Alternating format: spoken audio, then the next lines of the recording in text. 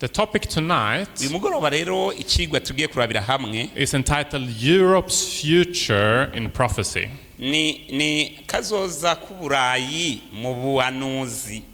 And this is a prophecy that has changed many people's lives around the ubu world. n'ubuhanuzi bwahinduye ubuzima bw'abatari bake.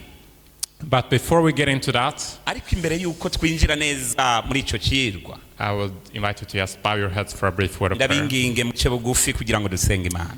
Dearly Father, thank you for the opportunity to be here. Data urakoze kubw'amahirwe duhaye yo kuba hano hantu. We just pray that you may help us to understand your word tonight, turasenze tukwinginga kugira nyabuntu dufashe ngo dutahure ijambo ryawe, to understand what you want to tell us here. kandi dutahure icyo ugomba kutubwira muri kino kibanza. This is my prayer in Jesus' name. nisengesho ngusabye mu izina rya Yesu Kristo, Amen. amen. I told you briefly yesterday about a very interesting story from the Second World ejo War. hahese narababwiye iby'iyi nkuru yo mu ntambara ya kabiri y'isi yose hari i Burayi. There was a Seventh-day Adventist in the German army. He didn't kill anyone. Very interesting story. hari umadivantisi w'umunsi w'indwi mu ngabo z'abadagi, kandi atigeze yica umuntu n'umwe, atigeze agirira nabi umuntu n'umwe.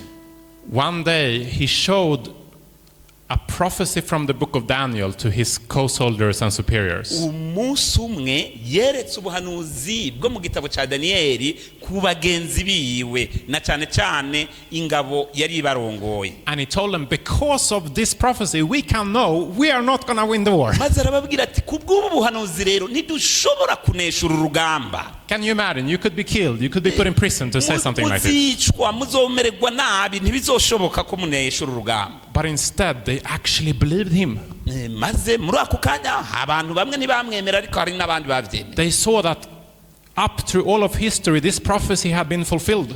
kubera ko uhereye iyo kahise kava kakagera ivyo bintu byagiye bishika. So they started saving food and petrol, food and benzene, and or petrol for the fuel. harabaho imyuzurira n'ibindi. And because of that, when the war ended, kubw'izo mvo rero n'intambara izorangira, no one in his company of soldiers died. nta muntu n'umwe mu bagendanyi biwe mu mugwi w'ingabo yarimwo yapfuye, As they were retreating back from Russia, kuko bariko barafata inzira yo kuvayo bava mu Burusiya. while many other people died. Many other soldiers. ariko abandi benshi barapfuye. When we listen to the message of this book, iyo duteze yompi ubutumwa bwo muri iki gitabo, when we listen to the message of Bible prophecy, iyo duteze yompi ubutumwa bwa Bibiliya, ubuhanuzi bwa Bibiliya, it's literally going to save our lives. mu by'ukuri bizorokora ubugingo bwacu. Today we are going to study the prophecy that he shared with this munsi prophecy. rero tugira turabire hamwe iby'ubwo buhanuzi yasangije bagenzi biwe. But first of all, I want to mention a few things. ariko imbere y'uko twinjiraho hari ibintu bike nkeneye ko tuzirikana. In 2 Timothy so 3, igice cya kabiri cya Timoteyo 3, we are told that the Bible can make us wise for salvation. twaravuze yuko Bibiliya idutera kugira ubwenge budushikana ku gakiza. In other words, it contains knowledge that can give us eternal life. kubera yuko muri yo tuhasanga ubwenge bushobora kudushikana ku bugingo. And it says all scripture is given by inspiration of God ibyanditswe byose byahumetswe n'Imana, and is profitable for reproof, for correction, for instruction in righteousness, bifise ubushobozi bwo kutuhanura, kutwigisha no kudukangira, that the man of God may be complete, thoroughly equipped for every kugira good ngo work. umuntu w'Imana abe uwushitse, abe uwuzuye mu kugira ngo ashobore gukora igikorwa cyiza. So the Bible here claims to be God's word to us. kandi aha icyo havuga ni iri jambo ry'Imana yadushikirije. Now that's a radical claim. That's very radical, an extraordinary claim to aho make. rero niho rero bibera bidasanzwe dushobora kuvuga. In order to believe that, kugira ngo ibyo uvyizere, we should have some extraordinary evidence. turacyakeneye ibindi bimenyamenya byiyongerera kuri ivyo dufise. If I tell you I'm from Sweden, hamwe nobabwira nk'ubu nkababwira ati je mva muri Sweden, I mean, it's not too hard to believe. ivyo biroroshe ntibiremereye kuvyizera. you probably guess I'm not from Burundi, right? urashobora mu by'ukuri undavyo kuca uvuga ati uyu si umurundi. When I say that to people, they don't doubt that I'm from Sweden usually. I don't need to have a big evidence to prove it. ndakubwiye ati rero ukumeze nje mva muri Sweden uca uvuga ati ntibirinda kunsaba ibimenyamenya byinshi. But if I would tell you hamwe no kubwira nti that I am better than Kylian Mbappé in football, kubwira ati jewe aha mubona ku macenga Mbappé niyo umenye iyo nciye, you will probably not believe me. ibyo bintu byo bagora kuvyizera, Because that's an extraordinary claim. kubera yuko aho noba ndiko ndishingira intahe yo ku rugero rwo hejuru. And you would not believe that before I gave you some extraordinary evidence. Ibyo nimuzovyizera gushikaho nzobaha ibindi bimenyamenya vyiyongereyeko. As thinking human beings, rero nko kwiyumvira ku mwana w'umuntu, we should not believe this claim iri jambo biragoye ko turyizera without extraordinary evidence. tutabonye ibindi bimenyamenya vyiyongereye kuri ivyo. But thankfully, God has given us actually a number of extraordinary evidence. dushimira Imana kuko yaduhaye ibindi bimenyamenya vyiyongera kuri. One of them we find in the book of John. Ikimwe muri ivyo tukibona mu gitabo ca Yohana. Jesus said, nuko Yesu arababwira, and now I have told you before it comes, ati ndabibabwiye bitaraba, that when it does come to pass, kugira ngo nivyaba you may believe. muze mwizere. So in other words, why did Jesus predict the future? Why did he tell you before it happens? mbega ni kubera iki Yesu Kristo yagenekereza kazoza, ni kubera iki yatubwira ibitaraba? What does he say? So that we can believe. iyi jambo ryavuze ngo kwari kugira ngo dushobore kwizera. One extraordinary evidence that God has given us is prophecy, foretellings of the future. bimenyamenya rero vyiyongera ku byo dufise kugira ngo dukomere mu kwizera n'ubuhanuzi butumenyesha ibya kazoza. Now, in order to be able to predict the future, kugira ngo rero ushobore gushika aho uvuga ibya kazoza, umenye ibizoba muri kazoza, what do you need to know? mbega usabwa kumenya iki?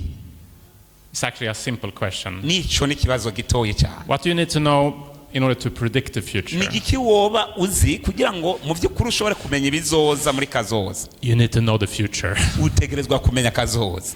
Now, in our next verse, we mu wundi murongo ukurikira are going to read about, I think, the only one that truly knows the future. turaja kuraba uwuzi mu binyakuri kazoza atakwihenda. The prophet Isaiah, umuhanuzi Yesaya he says, remember the former things of old, yibukira ibintu bya kera, for I am God and there is no other. yuko ndi uhoraho atayindi mana iriho, I am God and there is none like me. nta uhwanye nanje ndi uhoraho. So what claim does God make here? mbega Imana iriko iratubwira iki?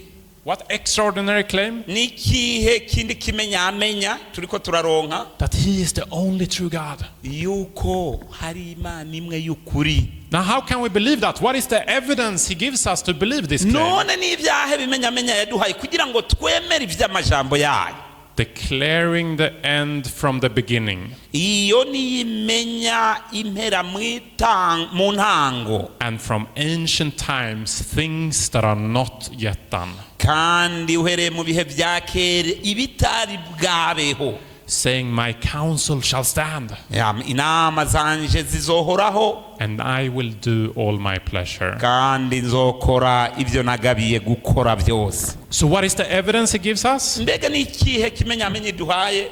Predicting the future. Imana irashobora kuduhishurira kazoza. This is one of the main reasons I believe that the Bible is indeed the Word of God. icyo nico gihe kintera mbere n'abadivantiste yuko Bibiliya koko ari ijambo ry'Imana. Approximately 30% of all of the Bible is prophecy. kandi icya gatatu cya Bibiliya yose ni ubuhanuzi. This sets the Bible apart from all other religious writings. icyo nico cyonyine gituma Bibiliya ishigwa hejuru y'ibindi bitabo byose by'amadini. And when we see how those prophecies are fulfilled with history up to our time, kandi iyo twitegereje ingene ubwo buhanuzi bugenda burashika mu mateka gushika no muri kino gihe cacu, this gives us confidence in God. basi ibyo nivyo biheza bikaduha ubushizi bw'amanga muhoraho.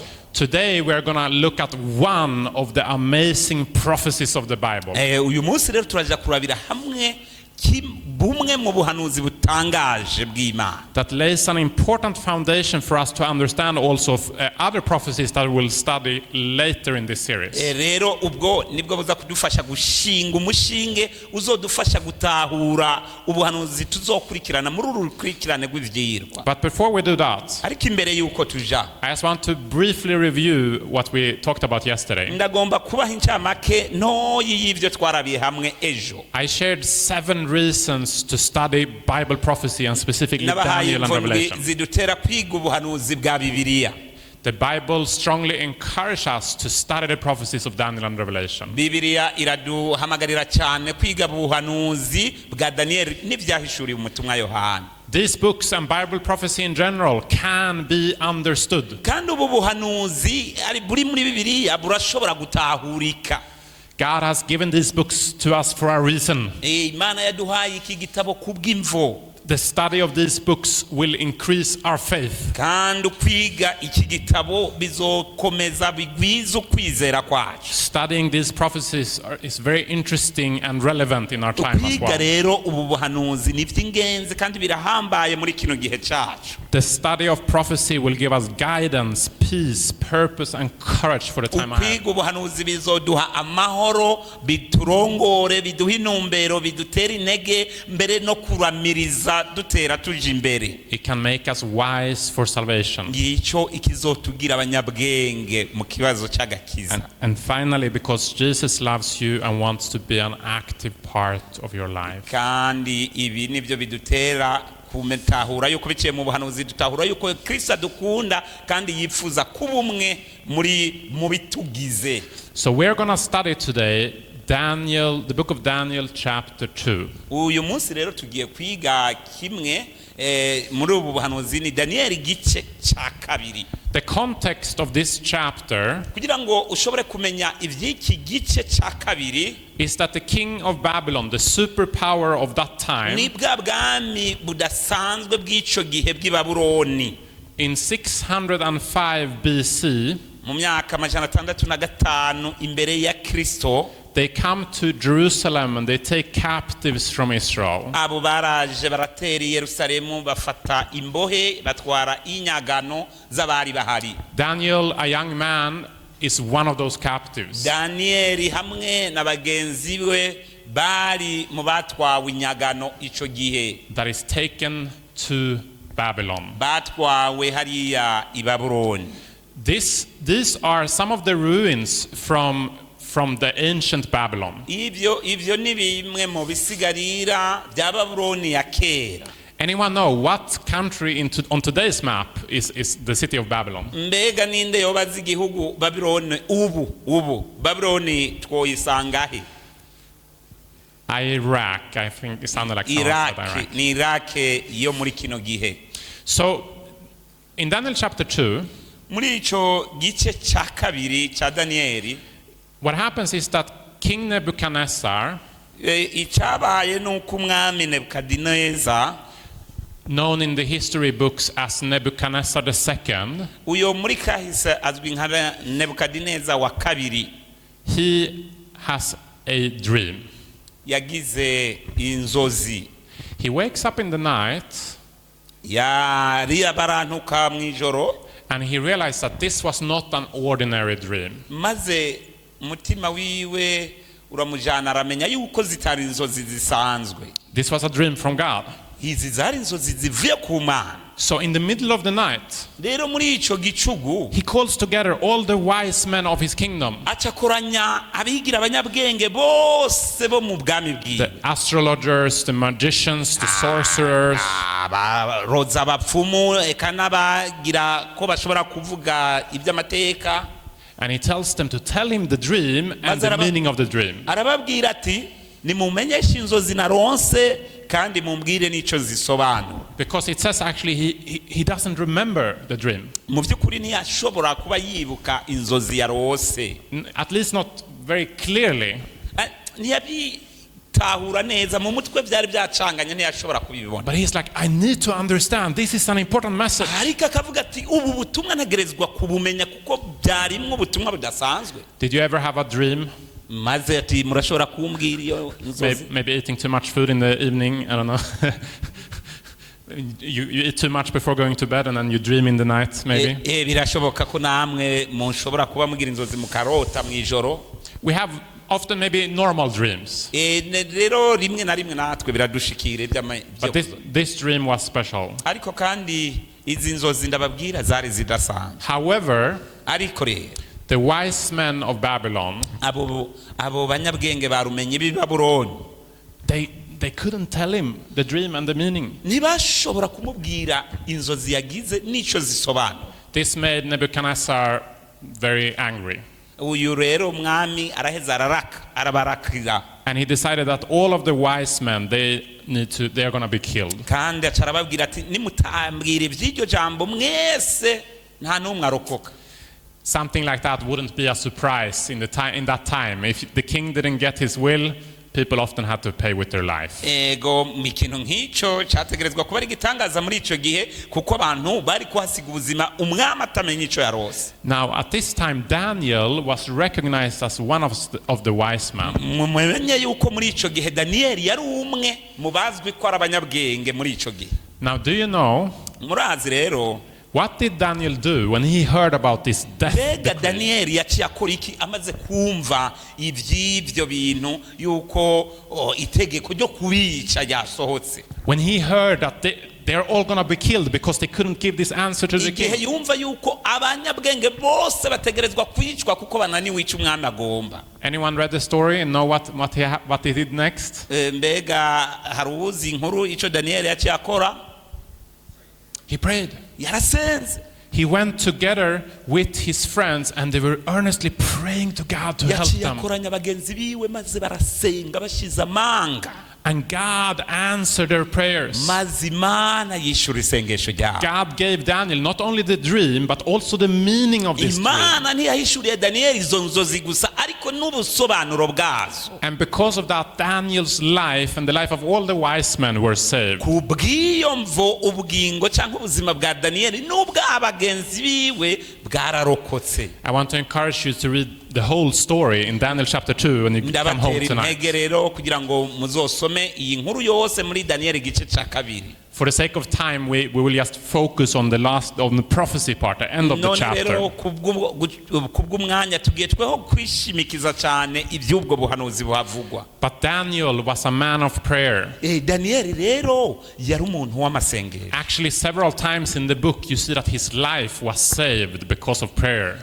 Kenshi niwaraba mu gitabo ciwe ubugingo bwiwe bwagiye burokoka kubera amasengesho. There is power in prayer. Amen. Hari inkomezi mu isengesho. Amen. Have anyone here experienced the power of prayer in your life? Ndabi biganza by'abayemeza yuko hari inkomezi mu masengesho. Amen. Amen. Amen. So let's not forget to pray. Ico rero ntitukibagire gusenga mu buzima bwacu. Not only if we're about to lose our life. Atari mu gihe gusa ubuzima bwacu bubangamiwe. We should spend time with God in prayer every day. Dutegerezwa kugira akanya ko kwihererana n'Imana buri munsi. So after Daniel receives the dream and the meaning of the dream, igihe rero Daniel yaramaze kumenya izo nzozi mbere n'icyo zisobanura, he goes to King Nebuchadnezzar. Yaciye atumbera umwami Nebukadineza. And he says no wise man can give you the answer. Aramubwira ati rega nta muntu n'umwe yoshobora kuguha iby'iryo jambo. But there is a God in heaven who reveals secrets. Ariko hari Imana mu ijuru ihishura amabanga.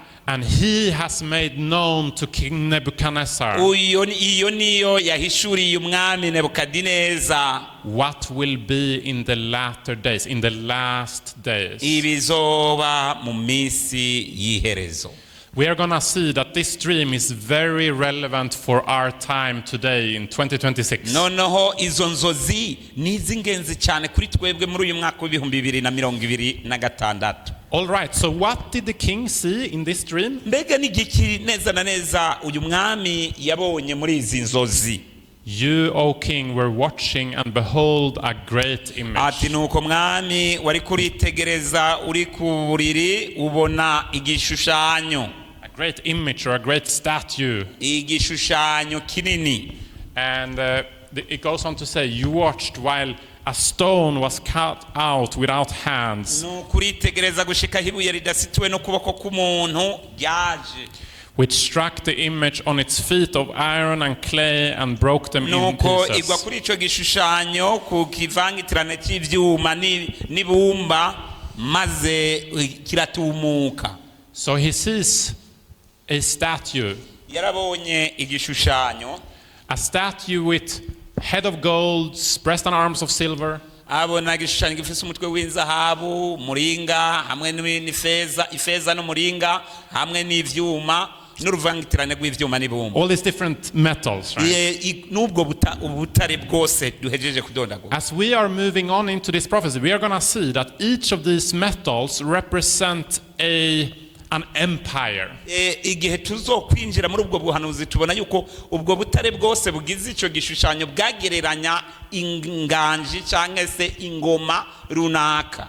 And in the end of the dream, there comes a stone that crushes the statue and becomes a big kumpera mountain. rero y'izo nzozi ngo haje ibuye ridasituwe n'ukuboko k'umuntu yikubita ku birenge by'ico gishushanyo maze gihinduka ibice. So what does this mean? Mbega ibi bintu bisobanura iki? First of all, what is the head of gold? Ubwa mbere rero kugira ngo umenye ico bisobanura ubanza kumenya ico ujya mutwe w'izahabu usobanura. If you have your Bibles, you can follow along if you want. In Ubaye Daniel chapter ufise 2, Bibiliya yawe rabira aho muri Daniel igice cya kabiri kugira ngo tujanirane. we find here in verse 38, Ni Daniel kabiri 38. Daniel tells Nebuchadnezzar, "You are this head of gold." Uyo mutwe w'izahabu ni wewe nyaguhora ku ngoma. Nebuchadnezzar, or Nebuchadnezzar's Babylon, Kubera ko Nebukadineza niwe yari umwami w'i Babuloni, is the head of gold. uyo niwe yagereranywa n'umutwe w'izahabu.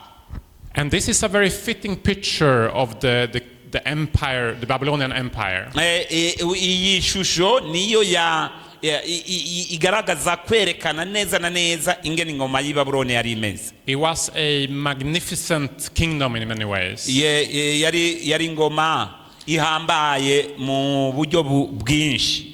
This is from the museum in Berlin. It is the Ishtar Gate, Eheraba rimwe mw'irembo ry'i Babuloni ingene ryari rimeze. which would be one of the entrance gates into Babylon. Urabona ukeneye kwinjira i Babuloni irembo ryo kwinjira ni ririya. It's very beautiful, a lot of gold and these glassy stones. Murabona ingene risikuye neza hakoreshejwe inzahabu mbere n'ayo mabuye azererenze kw'amabara. On the walls you had hundreds of lions in gold. Kandi kurukusika canke kurukuta hari intambwe ibihumbi n'ibihumbi zicapuye mu izahabu. The city also had a lot of gold in general. Mu bisanzwe ico gisagara cy'i Babuloni cari gikozwe n'inzahabu ahatari hake. It had the hanging gardens, which was one of the 7 wonders of the then known world, of the ancient world. Rero muri ico gihe ca kera yari ifise ivyo twita ibitangaza ndwi byo mu gihe ca kera. It had their god Marduk was made of gold. Ibintu rero byariho bikoze ubona bikoze mu nzahabu. One historian said that they had more gold than dust in Babylon. Babylon umuhinga wa kahise umwe yigeze kuvuga ngo erega bari bafite inzahabu nyinshi gusumbya impfu canke umukungugu. Ibi bintu tubona bitafise ico bimaze. Now that's probably an exaggeration. That's probably a bit exaggerated, but they had a lot of gold. Birashoboka rero iyo nkuru akaba yarayirunzemwo umunyu, ariko uko biri kose Babylon yari ifise inzahabu. And it was very beautiful, lot of luxury. Yari nziza mu buryo bw'inyubako. It was also a very strong empire. Kandi bwari ubwami bw'inkomezi zidasanzwe. The wall around the city was 100 kilometers long. Ibirometero ijana niko ico kirimba cyari cubatse. The walls were 30 meters high, or some say even 90 meters plus. Urukuta cyangwa se uburebure bw'urugo rwarashobora no gushika ku metero 90. It was a river around the walls as well. Ariko kandi muri izo nkuta hari uruzi rwacamwo. It was the superpower of the time. Ico gihe ntibwari ubwami gusa. Yari ingoma ihambaye.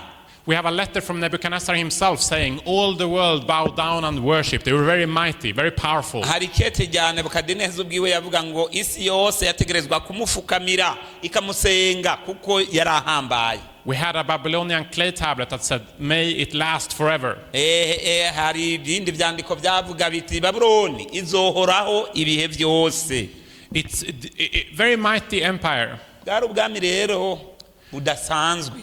But would the Babylonian kingdom last forever? ariko ikibazo ni iki, none Babuloni yari kubaho ibihe bidashira? The prophecy of Daniel ubuhanuzi bwa Daniyeli says no. buvuga buti oya. But after you shall arise another kingdom inferior to yours. Daniyeli 2:39 havuga ngo inyuma yawe hazokwaduka ubundi bwami bumutanganya inkomezi. When this prediction was made, it was a prediction against the odds. ibi rero byari ibihanurwa bizoshobora kubaho muri Kazoza. They could, one common way to conquer a kingdom was you surround the city and you wait until they run out of food or water. kandi uburyo bwonyene bwari gushoboka kugira ngo ushobore kwigarurira ico gisagara byasaba ngo ugote ico gisagara cyose kandi winjirane mu mazi. If you did that with Babylon, it said that they could last for 20 years with food and water in their city. rero Babuloni yari gushobora kumara imyaka 20. Yeah.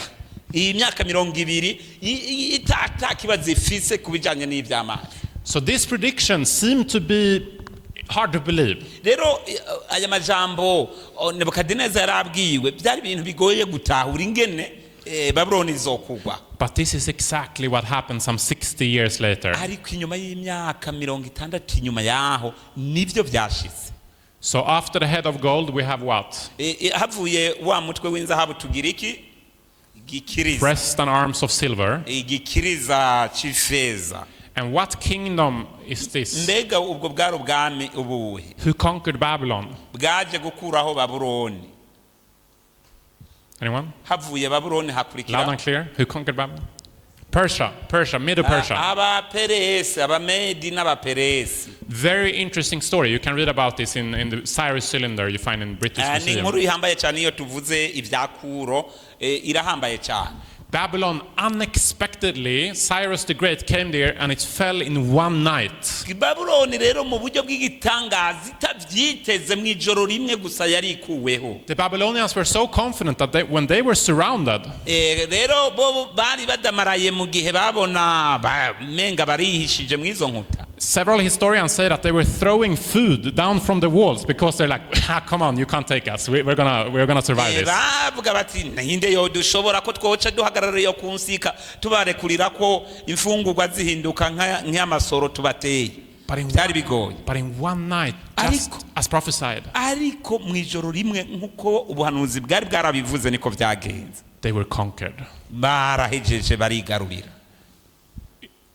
It said that there was going to be an inferior kingdom, mu by'ukuri bwari ubwami buto ugereranije na Babuloni. but it was actually even bigger than Babylon. ariko ugiye kandi mu bundi kubiraba bwari ubwami bunini cyane ugereranije n'aho ingoma ya Babuloni yagarukiye. But in several ways, it was inferior to the Babylonian ariko mu kingdom. binyakuri wize ukaraba mu buryo bw'inkomezi uko Babuloni yari ikomeye n'ubwo bw'abamedi n'abaperesi. abamedi n'abaperesi mu nkomezi bari hasi cyane. Their astronomy and science were not as advanced as Babylon. ntibari bafise abahinga bo mu bigendajuru no mu bumenyi nk'uko i Babuloni bari babafise. Their culture was not as advanced as Babylon. mbere n'imico n'imigenzo yabo ntaho yahurira n'ivy'i Babuloni. This is a typical Babylonian figure. It's a lion with eagle's wings and this human head.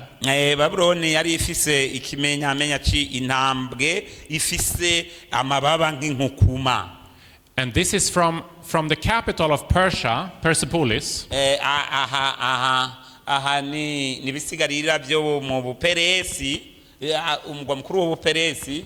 And here you see the same lion, eagle's wings, head of human head. urashobora kubona ko naho nyene hafise cya kimenyetso c'intambwe ifise amababa nk'inkukuma. Because their culture was inferior, they just adopted much of the Babylonian culture. rero kubera ko bwari ubwami buto kubw'i Babuloni, kandi murazi abantu bose bigira kwihanga rikomeye, no kuvuga Babuloni yari influenceije ukwifata kw'abaperesi n'abamedi. It was very unlikely that media would become a part of a superpower at that time. Rero byari ibintu bitihuse gutahurika yuko n'abamedi nabo bazohava baba abantu bakomeye. One historian said that it's as unlikely as Denmark would become a superpower today. Ni nk'ubu umuntu yokwiyumvira ati ni gake uzobona kanaka ashoboye kuba umuntu ahambaye. And that's a very small country. Kandi ari Denmark anagihugu gitoya. But the prophecy was fulfilled. Ariko rero ubuhanuzi bwarashitse. Now, what metal would represent the kingdom that followed Medo-Persia? Mbega nubuhe butare twabonye bukurikira ubutare bwagereranije abamedi n'abaperesi? After the chest and arms of silver, what do we get? Niki tuvuye ku ifeza haziki? Bronze. Umuringa. Then a third kingdom of bronze, which shall rule over all the earth.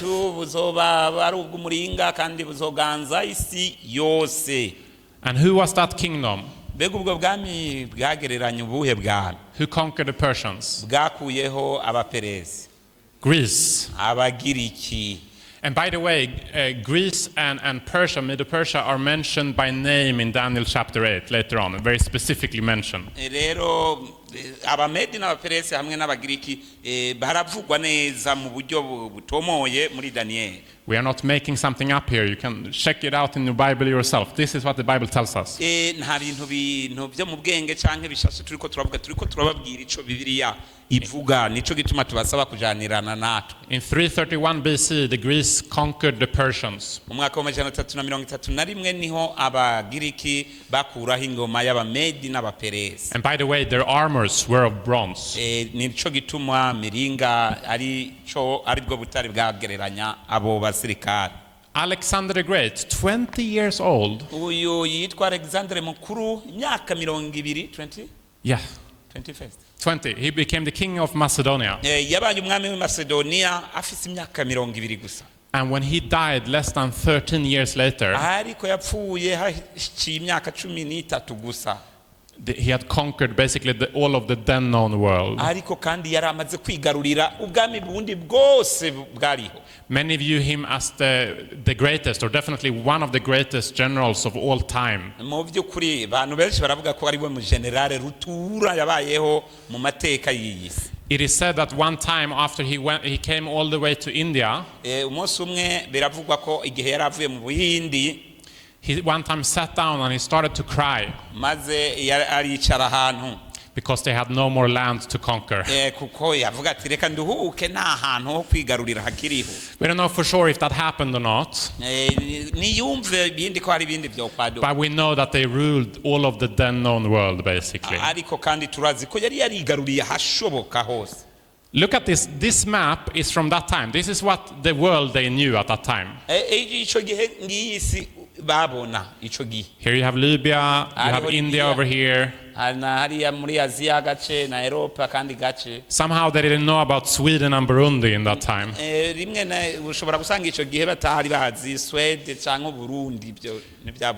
They, in a very short time, in less than 13 years, they conquered the world.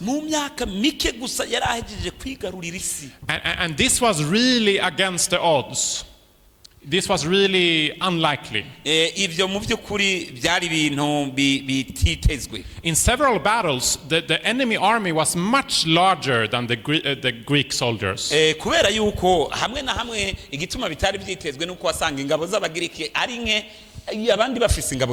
Sometimes they were as much as 10 or 20 times more enemy soldiers compared to the Greek soldiers.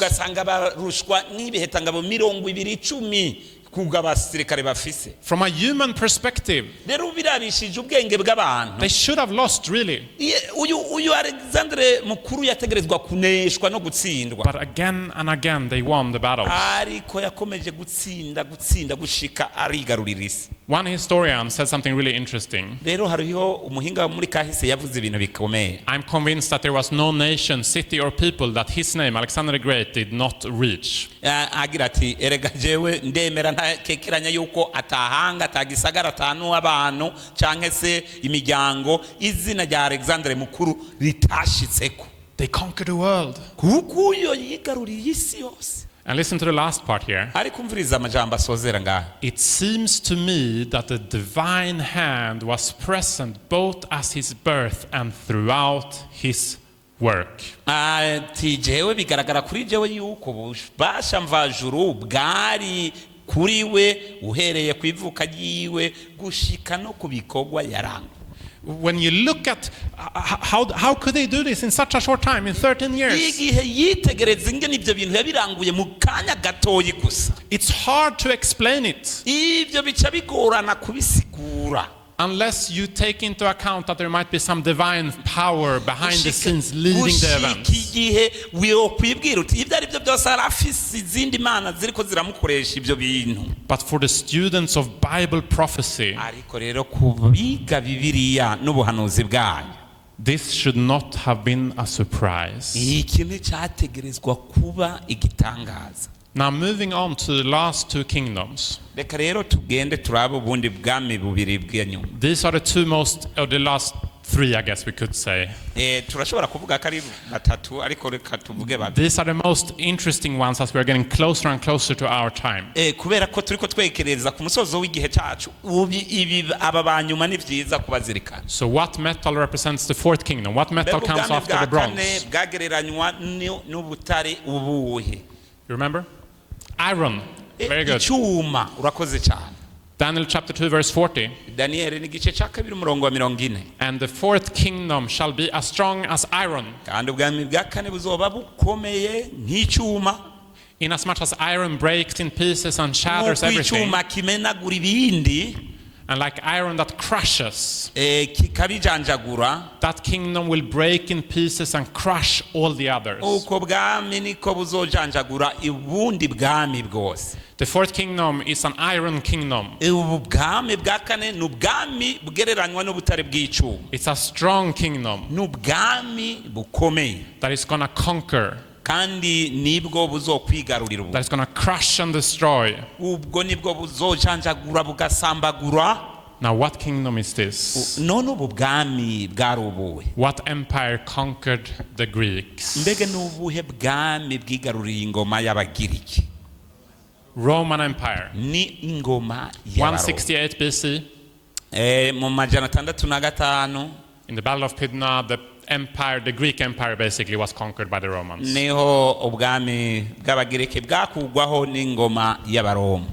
Now this description of the Roman Empire as an iron kingdom is very, very good description. Sigura ingoma y'Abaroma bayigereranije n'icyuma n'ubusobanuro bwiza cyane kandi buhambaye. I will give you a couple examples that helps you see how good this short description is. Reka ndabereke kugira ngo mushobore gutahura iyo ubwo busobanuro ingene ari buhambaye. Now the Roman had a practice that is known as decimation. Bari bafise igikorwa bakunda gukora bita decimation. You know, deciliter is a tenth of a liter. Rero iyo tuvuze deciliter ni icumi cy'ilitiro. Decimation is when they killed a tenth of their own army. Rero iki twita decimation ni mu gihe bakora ico kirori bakicamwo icicumi cyabo nyene. Sometimes whether they lost or won in a battle, they would randomly select a tenth of all of their soldiers and they would kill them. Rimwe na rimwe iyo bagiye ku rugamba bakaneshwa baheza bakagaruka bakavuga ati reka turonderemwo mu buryo bwo gutoragura gusa icicumi cyo muri bo bakabica. The Roman Empire was a ruthless. It was a crazy. I mean, they were I don't know. Crazy. Ingoma y'Abaroma yari ingoma iteye ubwoba cyane mu isi kandi ifise imigenzo n'imico ikurikira. Another example is what is known as the Spartacus rebellion. Ikindi karorero naka kubu buhakanyi. So one of the slaves, they had a lot of slaves in the Roman Empire in that time. Hariya mu Buroma murabizi bari barigaruriye abantu barabagira abaja benshi. one of the slaves, he started a rebellion. Rero umwe muri abo niwe yari umuhakanyi. Eventually 200,000 slaves joined in this rebellion. Noneho rero uyo muhakanyi yarigaruriye abandi basaga ibihumbi 200 mu baja canke mu bari barabagizwe inyagano nabo baba muri ico kirobere. They wanted freedom. Abo bose bavuga bati dukeneye kwidegemvya. Now this general Licinius Crassus, he got a task to crush this rebellion. Rero uyu niwe mu generale yahagurutse ati jewe ngira nkureho ako kadumbi kakagwi. He started with killing 4,000 of his own soldiers through decimation. Ubwa mbere yabanjije agira ya decimation yiwe abanza kuramwo ibihumbi 4 mu ngabo ziwe. He was so dangerous that his soldiers were more afraid of him than the enemy. Rero abasirikare biwe ubwiwe bari bamaze kumurakarira gusumbya mbere ngene abansi bamurakarira. But eventually they crushed the rebellion. Rero kugira ngo ashikira abo bari bagize akagwi. And then they took 6,000 of the surviving slaves. Araheza afata ibihumbi 6 byo mu barokotse babaja. And they went to this road here between to Rome via Appia. Maze abacisha muri iyi nzira yari Roma. And for hundreds of kilometers, they put up crosses and they crucified all these surviving slaves. Araheza agira ibirometero n'ibirometero hashingagira imisaraba arababamba bose ibihumbi 6. Basically, they wanted to tell you, hey, don't rebel against Rome. Maze yari afise icyumviro cyo kuvuga uti ni waba uri kuragira umugumuko raba hari. If you rebel, this is what's going to happen. Ni wagira umugumuko bizogushikira. We're going to crush you. Tuzoca tuku menagura. Not surprisingly, this was the last slave rebellion. Kuko yagira ati ebi rero nibyo bizorangiriza abagumutse. The biggest historian on the Roman Empire, he used this phrase to describe it. He called it the Iron Monarchy of Rome. No muhinga wakahise mu baromani Edward Gibbons yavuze aya majambo. Very fitting description. Rero yagize ati kuvuga ko ingoma y'abaroma ari icuma. Iyo mvugo yari ijaniranije n'ukwiri koko. Now comes the question. Kibazo rero kiraza ngo who conquered the Roman Empire? Ninde none yategerezwa gukuraho iyi ngoma y'abaroma? Babylon was conquered by Persia. Persia was conquered by Greece. Vera ko twavuze ko Babylon yakuweho n'abamedi n'abaperesi. Greece was conquered by Rome. Bakugwaho n'abagiriki. Abagiriki bakugwaho n'abaroma. Who conquered Rome? None ninde ari gukuraho abaroma? It's kind of a trick question. Ico kisa nk'ikibazo kigoye. Because Rome was not conquered from without, it was divided from within. Kubera ko mu by'ukuri uburomani ntibwigeze bukugwaho n'irindi hanga canke iyindi ngoma ariko gradually they struggled for a long time and gradually they kind of lost its power. Baragize ingorane gihe kirekire kuko bagenda batakaza ububasha n'inkomezi zabo, and it kind of fragmented. It kind of the year historians set is usually 476 AD. Maze muri iyo myaka baca batangura kwicamwo imigwi. And it was divided eventually among these Germanic tribes, 10 Germanic tribes. Muri iyo miryango mubona hariya mu mwaka wa 476 that has basically become today's Europe. Ubigiye rero kubiraba neza ibyo byakomotse muri iyo ngoma y'abaroma uyu munsi nibyo bihinduka ibyo tubuzi nk'uburayi. And if you look at this overview, this is very interesting. Ibi rero ni by'ingenzi mu bizirikane. We have the gold, Babylon. Turafise inzahabu Babyloni. Silver, Medo-Persia. Feza abamedi n'abaperesi. Bronze, Greece. Muringa abagiriki. Legs of iron representing Rome. Chuma Roma. So every time you have a new metal, a new kingdom, new metal, new kingdom, new metal, new kingdom. No kuvuga ugira ubutare. But suddenly in the end of this prophecy, there is no new metal. But the metal is divided. It's a mix of iron and clay. And this is exactly what happened. kandi ibi nivyo nyene byashitse 1,000 years after God gave this prophecy. inyuma y'imyaka igihumbi ubu buhanuzi butanzwe The great and powerful Roman Empire wasn't conquered, but it was divided. bwa bwami buhambaye bw'abaroma ntibwigeze bwigarurirwa n'ubundi bwami ariko bwariciyemwo imice. Every part of this 2,500-year prophecy fits perfectly with the history books. kandi agace kariko kose k'ubu buhanuzi bwagiye bushika kuno nyene nk'uko amateka nayo nyene abishingira intara. Rome was not divided, conquered from without. It was divided from within. abaroma ntibigeze bigarurirwa n'irindi hanga iryo ari ryo ryose ariko bakuweho no kwicamwo imice. Now let's read what the prophecy says about this. ariko reka dusome icyo ubuhanuzi bubivugako. As you saw iron mixed with ceramic clay, nk'uko wabonye ibyuma bivanze uruvange rw'ibyuma n'ibumba they will mingle with the seed of man, bazogerageza kwishyira hamwe nk'urubuto rw'umuntu but they will not adhere to one another, just ariko as naho iron does not mix with clay. bazokwigera baba umwe nk'uko ibyuma bidashobora gufatana n'ibumba.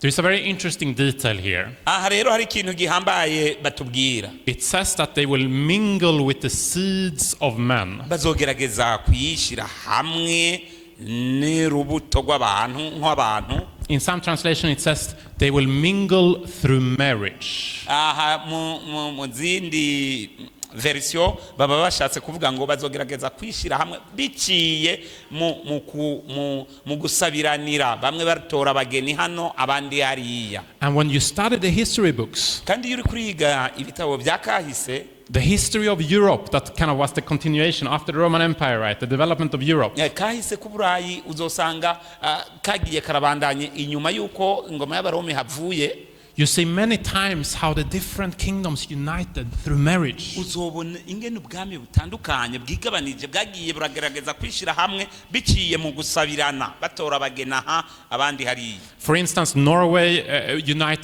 was in union with Denmark and also with Sweden because of marriage.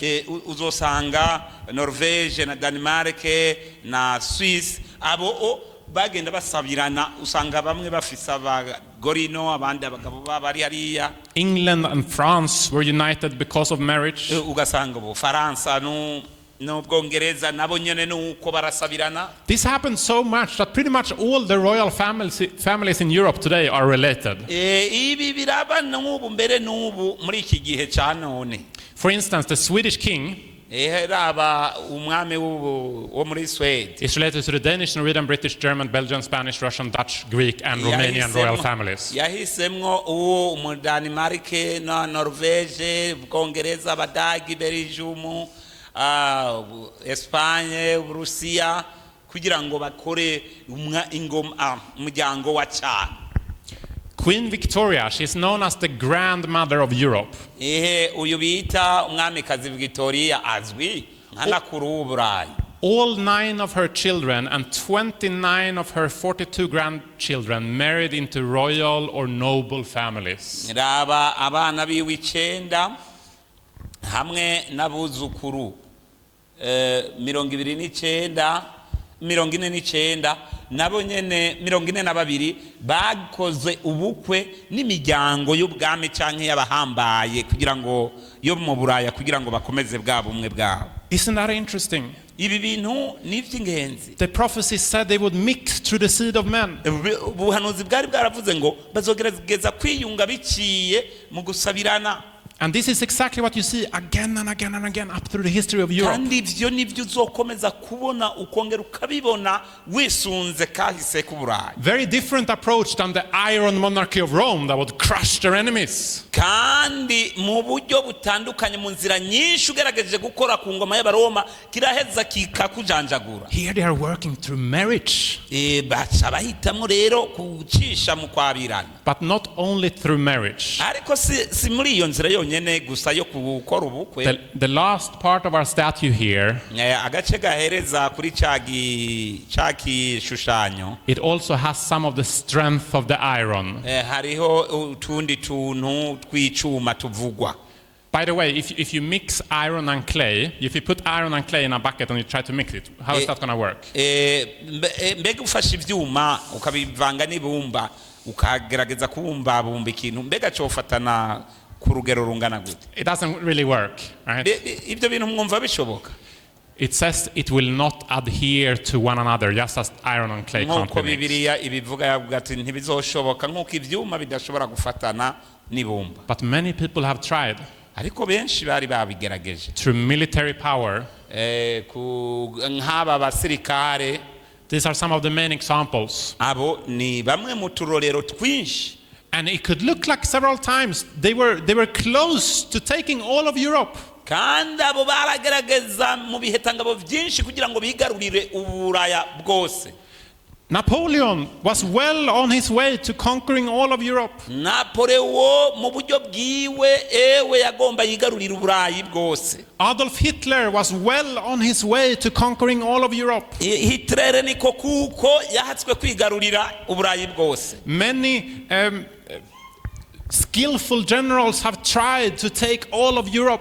Abagenerale batinyitse baragerageje kwigarurira uburaya bwose. But every time Igihe cyose the words of the Bible ijambo rya Bibiliya in this 2,500-year-old prophecy ivuga iby'imyaka idasanzwe y'ubuhanuzi have proven to be true, byashoboye kuba iby'ukuri.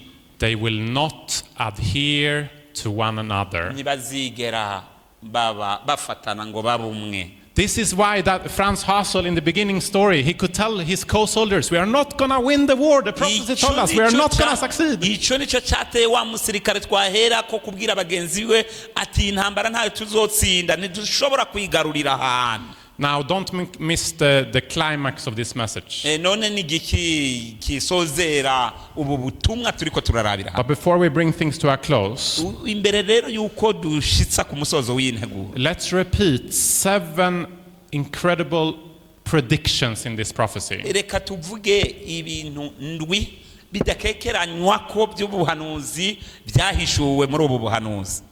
So the prophecy predicted that Babylon would fall. It was very unexpected, but it happened. Ubuhanuzi bwari bwarabivuze bitaraba yuko Babuloni izovaho kandi byarabaye. The prophecy predicted that the kingdom that would come would be an inferior kingdom. Kandi ubuhanuzi bwari bwaravuze yuko Babuloni izokugwaho n'ubwami budakomeye nkabwo, kandi uko niko byabaye. Fits very well with the Persian Empire that conquered Babylon against the odds. Ni murabi ngene abamedi n'abaperesi bashoboye kwigarurira Babuloni kandi ari bato. The prophecy predicted that the third empire would span the world.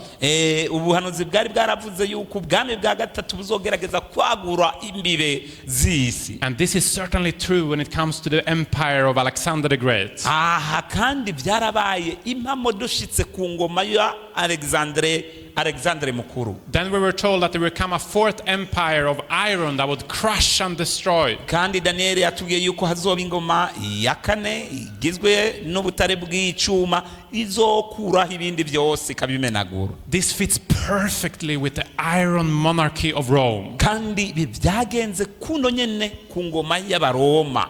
And then we are told 1,000 years before it happened that the Roman Empire will not be conquered like all the previous empires. Kandi ingoma y'Abaroma ntizokwigarurirwa nk'uko ubwami bwayitangiye imbere bwigaruriwe. No, instead this strong empire would be divided.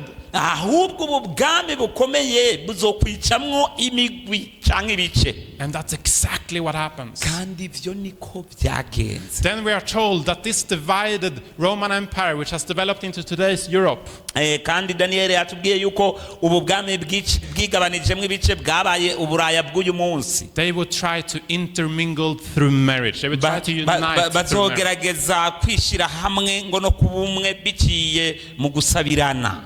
Yet they will not adhere to one another. Ariko Bibiliya iti ntibazigera bashobora kubuma umwe.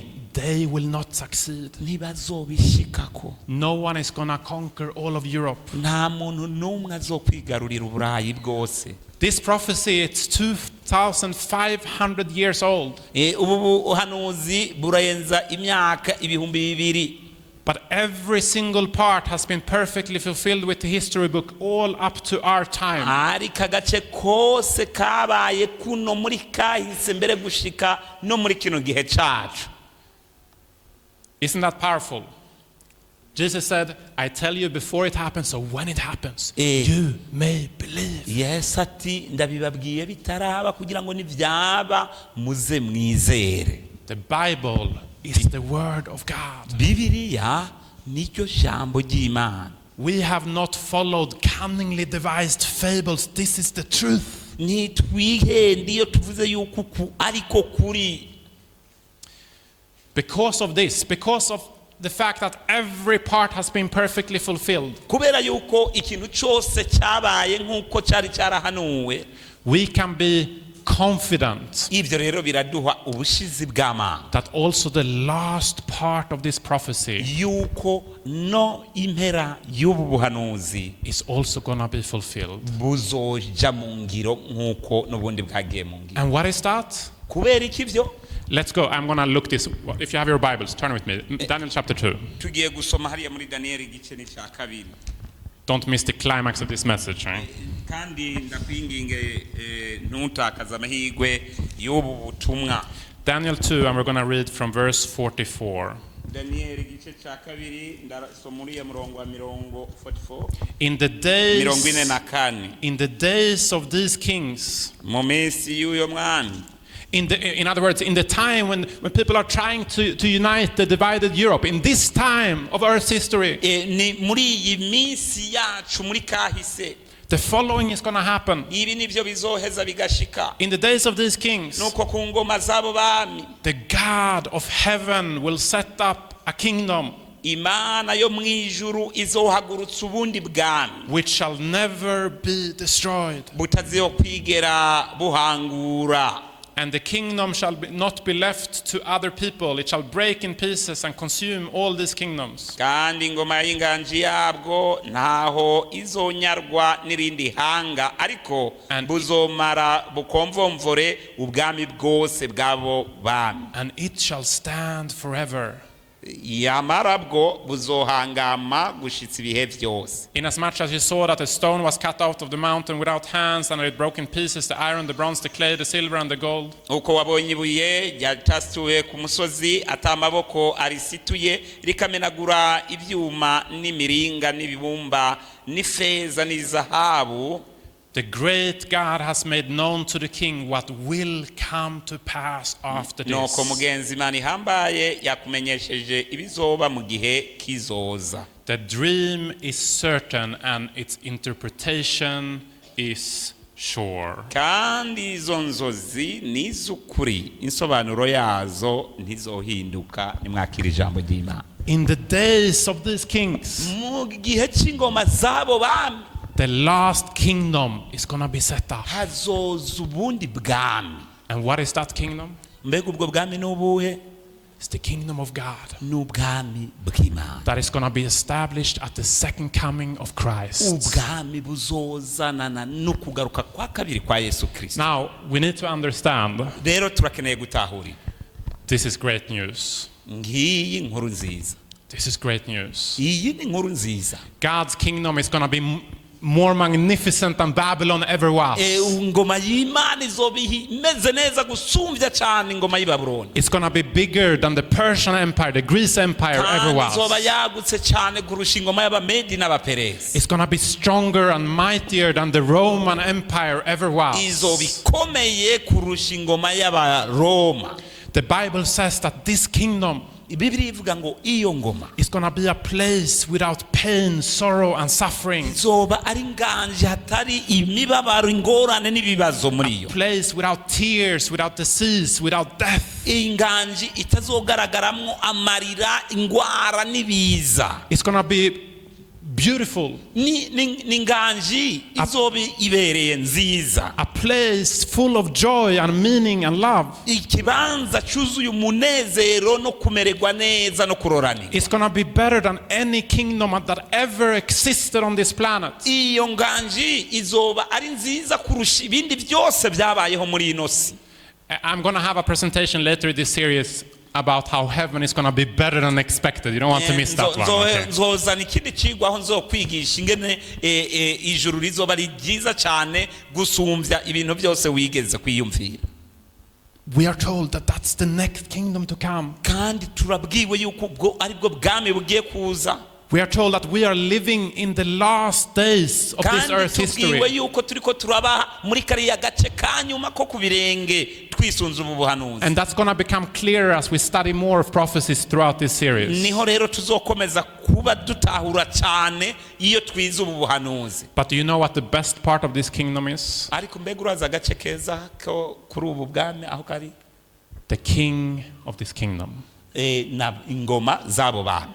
Jesus, Yesu Kristo.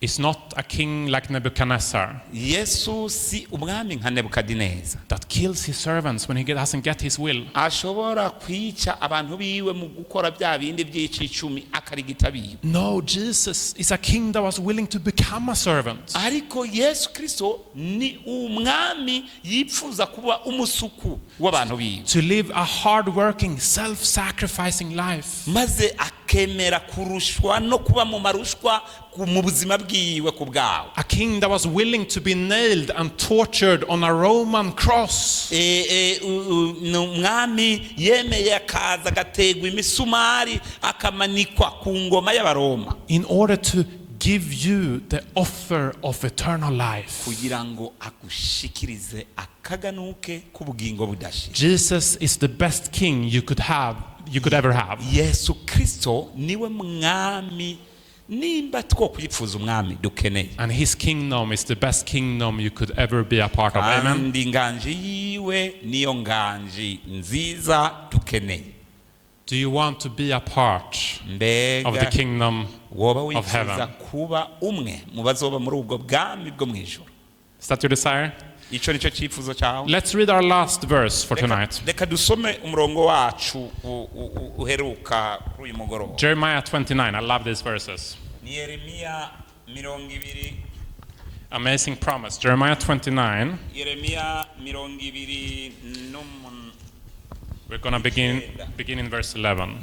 Yeremiya 29 umurongo wa 11. For I know the plans I have for you, says the Lord. Kuko nzi ivyiyumviro mbiyumvira ko ni jewe uhoraho mbivuze. Plans of peace and not of evil. Bari ivyiyumviro vy'amahoro atari ivy'ivyago. To give you a future and a hope. Kugira ngo mbahe ivyizigiro vyo mwiherezo. Ivyizigiro.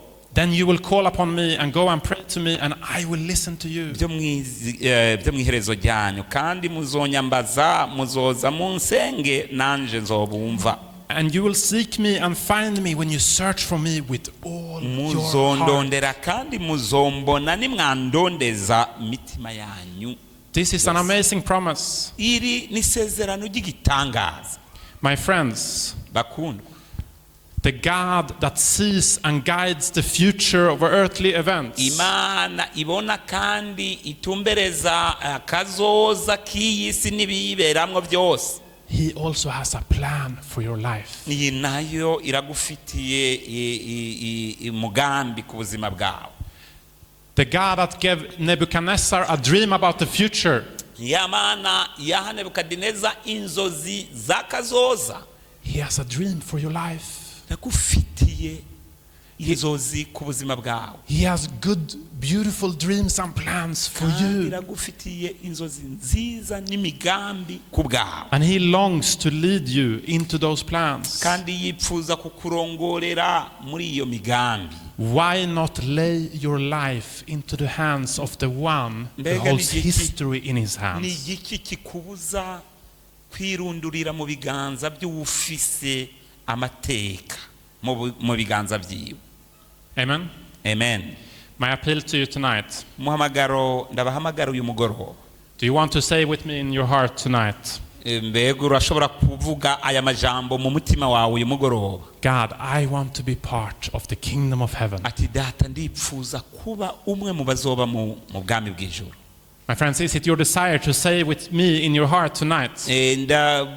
Basaba ngo muvyumvirize ariko mubivugire muvyaturire mu mitima yanyu. To decide in your heart that you want to trust, I want to trust and choose Jesus' plan for my life. Ugira uti ndakeneye kwizigira hamwe no guhitamo imigambi y'Imana mu buzima bwanjye. And my final encouragement for you tonight Umwete ndabatera wa nyuma kuri uyu mugoroba n'uyu ngo is to decide to say, hey, I want to make this serious, this campaign a priority. ndagomba kugira ibi bikorane nyambere muri iyi minsi yose tuzoba turi hano. Through his word, Jesus invites us biciye mu ijambo ryiwe Yesu Kristo azodukomeza to study Bible prophecy. azodufasha kwiga ubuhanuzi bwa Bibiliya. Do you want to answer his call? mbega uripfuza kwikiriza kuri ako kamo? How many of you tonight mbega ni bangahe muri mwebwe uyu mugoroba want to make at least one or hopefully all of these decisions with me bavuga tonight? bati That you decide. jewe ibi byose nanje ndumva ko bikwiye kuba ibyanje?